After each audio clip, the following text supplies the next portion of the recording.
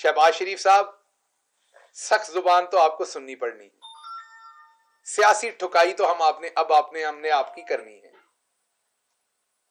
और जो फजलुर रहमान साहब ने कहा कि मुल्क में ये कर देंगे, मुल्क में वो कर देंगे, ये जरा आदम एतमाद खत्म हो लेने दें। आपको सियासी तौर पर हमने लम्याना डाल लिया तो आप बात करना, ये बनाना रिपब्लिक है। आप ये कहते हैं हम ये कर देंगे, हम ये बंद कर देंगे।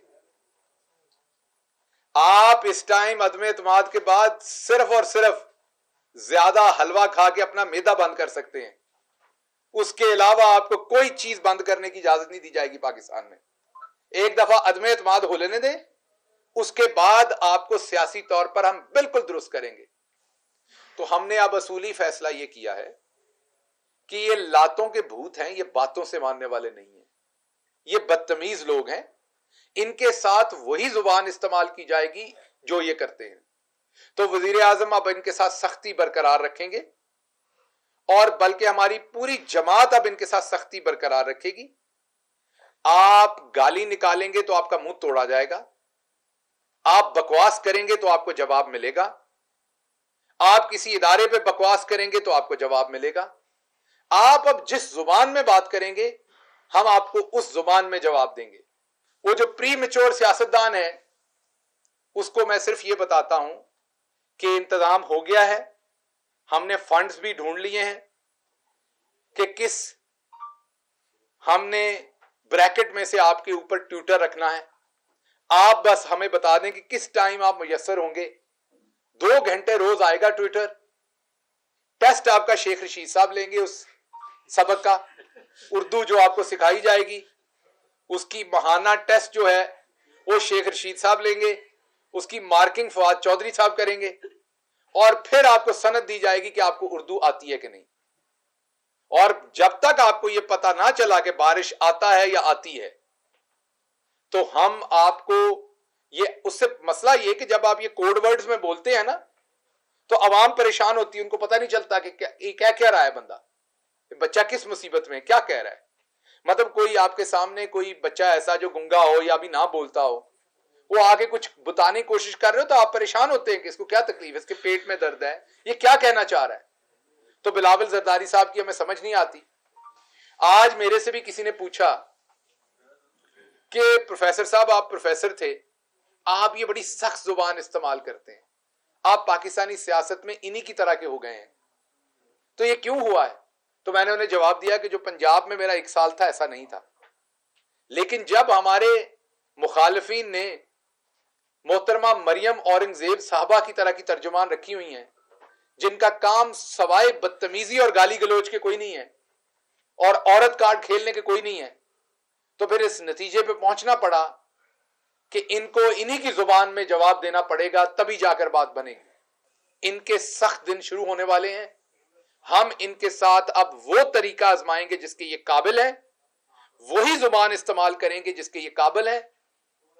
और इस तरह के अनासर के साथ अगर कोई शरीफ आदमी अच्छी जुबान इस्तेमाल करता है तो ये उसको शराफत की बजाय कमजोरी समझते हैं।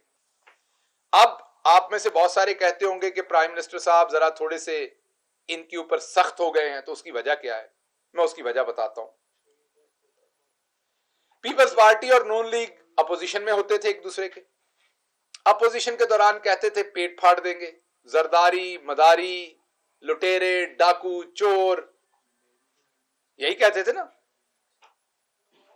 बेगैरत, बेहया, ये सारे लफ्ज एक दूसरे को कहते थे। गंदी गालियां तक ये दे जाते थे असेंबली में। आपको याद होगा एक दफा दंगल हुआ था जिसमें थप्पड़ मारे गए थे।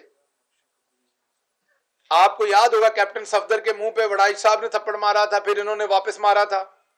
ये सारे काम ये करते थे।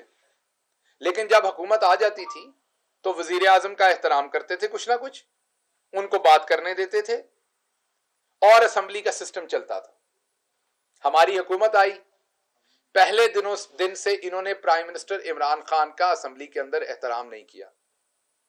मुल्क के इलेक्टेड प्राइम मिनिस्टर को इन्होंने वहां तकरीर नहीं करने दी, गाली गलोच की, शोर डाला। असेंबली के अंदर कभी ऐसा माहौल नहीं रहने दिया कि वहां प्राइम मिनिस्टर तकरीर कर सकें, पॉलिसी बयान दे सकें, कौम को एतमाद में ले सकें। नंबर 1। ہمیشہ انہوں نے اسمبلی کے اندر یہ وعدہ کیا کہ آپ ہمیں تقریریں کرنے دیں، اس کے بعد جب آپ لوگ تقریر کریں گے ہم سنیں گے. لیکن آپ کو یاد ہے زرداری صاحب نے کہا تھا وعدے کون سا قرآن اور حدیث ہوتے ہیں، جب مرضی بدل لیں. یہ تو ان کا ماضی ہے اور یہ بدل جاتے رہے. جب ہماری باری آتی تھی یہ اٹھ کے طوفان بدتمیزی کرتے تھے. اب اس کے بعد انہوں نے 2019 میں آپ کو یاد ہے مولانا نے ایک چڑھائی کر دی جتھا لے کے یہاں پر حکومت کو ڈی سٹیبلائز کرنے کے لیے. یہ کام چلتا رہا اور اس کام کے اندر انہوں نے یہ کیا کہ روز شام کو ادارے کو گالیاں دی، روز شام کو ان کو تنقید کی، ہر ٹاک شو پہ بیٹھ کے ان کو تنقید کی. جب یہ جیت جاتے تھے تو یہ ان کی فتح ہوتی تھی، ہار جاتے تھے تو ایم این ایز کو ادارے کا فون آ گیا. ایک کیوس پھیلانا چاہتے تھے اور اس میں انہوں نے ایک اپرچونٹی دیکھی اپنے بیرونی آقاؤں کے ساتھ مل کے، جب یہ رشیا کا وزٹ اور سب کچھ ہوا اور انہوں نے یہ ہلا بول دیا. اور اگلی میں آپ کو بتاؤں کہ اگلی حکمت عملی اللہ کا شکر ہے تیار ہے، جو عدم اعتماد کی تھی انشاءاللہ ان کو سرپرائز ایک نہیں کئی دیں گے. یہ بات درست ہے کہ انہوں نے حملہ کچھ بیرونی قوتوں کے ساتھ مل کے بہت شدید کیا ہے، اس بات میں سچ ہے. انہوں نے پیسہ بہت چلایا ہے، انہوں نے 15 20 کروڑ میں ایک بندے کو خریدنے کی کوشش کی ہے. انہوں نے لوگوں سے ویڈیوز بنوائی ہیں. مریم صفدر نے اور ان کے والد نے لوگوں سے قرآن پہ ہاتھ رکھ کے ویڈیوز بنائی ہیں. یہ میں بعد میں بتاؤں گا، ابھی تھوڑا سسپینس رکھ لیں. ویڈیوز بنوائی ہیں، ٹکٹوں کے وعدے کیے ہیں. تو یہ اب ہم سب کچھ آپ کو ایک بات بتا دوں کہ مریم بی بی آپ جو چالیں پاکستان کے خلاف کرتی ہیں نا، آپ یہ سمجھیں کہ جس نہر کے اندر سے آپ وہ سازش کرتی ہیں نا، اس کا پل اوپر ہم ہوتے ہیں. وہ سازش نیچے سے گزر کے جاتی ہے، وہ ہمیں پتہ چل جاتی ہے. وہ قوم کے سامنے رکھیں گے اور آپ کو اگر آپ کی سیاست کو یہاں پر ہم نے ہمیشہ کے لیے بند نہ کیا تو پھر آپ کہیے گا. تو بہت جلد آپ کے سامنے لائیں گے عوام کے. آپ کو پہلے دن کہا تھا حکومت رہے نہ رہے، آپ کو ایک بات پہلے دن سے بتائی ہوئی ہے. ہر پاکستانی سوئے بڑے اطمینان سے کہ جس دن تک ان کا بیٹا عمران خان وزیر اعظم ہے، پاکستان کے مفاد کو بیچے گا نہیں، پاکستان کے مفاد پہ ایک سیکنڈ کے لیے پیچھے نہیں ہوگا. تو ہمارے ساتھ جو ہوتا ہے ہم اس کو بھگتیں گے، قبول کریں گے، لیکن ہم پوری تیاری میں ہیں. ہم اپنے فیصلے کر چکے ہیں. ہم اپنی انہوں نے ایک بساط لگائی تھی، انہوں نے ایک گڑھا کھودا تھا جس میں انشاءاللہ یہ خود گریں گے.